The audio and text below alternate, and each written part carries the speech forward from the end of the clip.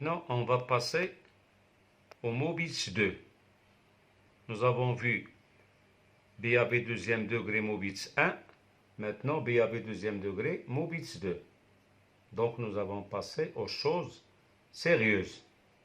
Parce que le Mobitz 2 ne peut pas se déclarer chez un malade chez qui il n'y a pas une maladie cardiaque. Donc, c'est vraiment une pathologie sérieuse. Pourquoi c'est sérieux? Uniquement parce que le Mobitz 2, dont les signes électriques sont l'intervalle PR est normal et constant. C'est-à-dire, il se trouve entre 3 petits carreaux et 5 petits carreaux. Mais, d'une façon soudaine, il y a une onde P qui est bloquée. Donc, il se peut même que cette onde n'existe pas.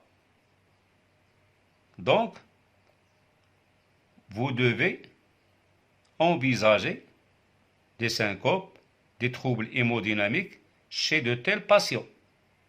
Parce qu'une onde P qui est bloquée veut dire que le ventricule ne va pas se dépolariser, ne va pas se contracter, ne va pas éjecter du sang aux différents organes. Et la survie d'un organe dépend de son débit sanguin.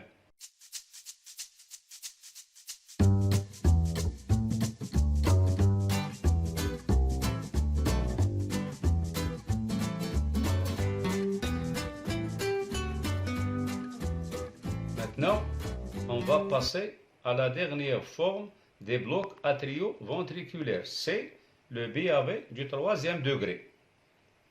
C'est quoi un BAV du troisième degré? C'est une dissociation entre le travail atrial et le travail ventriculaire. Il n'y a plus aucune relation entre les oreillettes et les ventricules. Chacun se dépolarise comme il peut. C'est comme s'il s'agit de deux cœurs. Un cœur au niveau des oreillettes et un cœur au niveau des ventricules.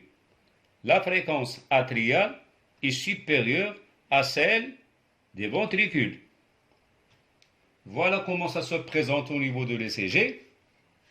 Comme vous avez dû remarquer, nous sommes devant deux ondes P pour un seul complexe QRS.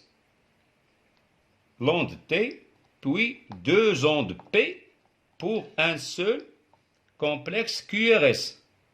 Chacun fait ce qu'il veut.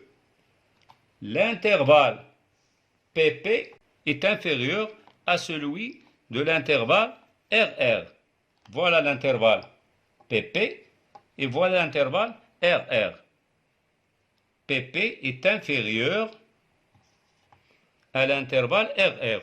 Or, dans un ECG normal, PP est égal à RR dans le nombre et la distance. Ainsi prend fin ce fameux bloc atrioventriculaire.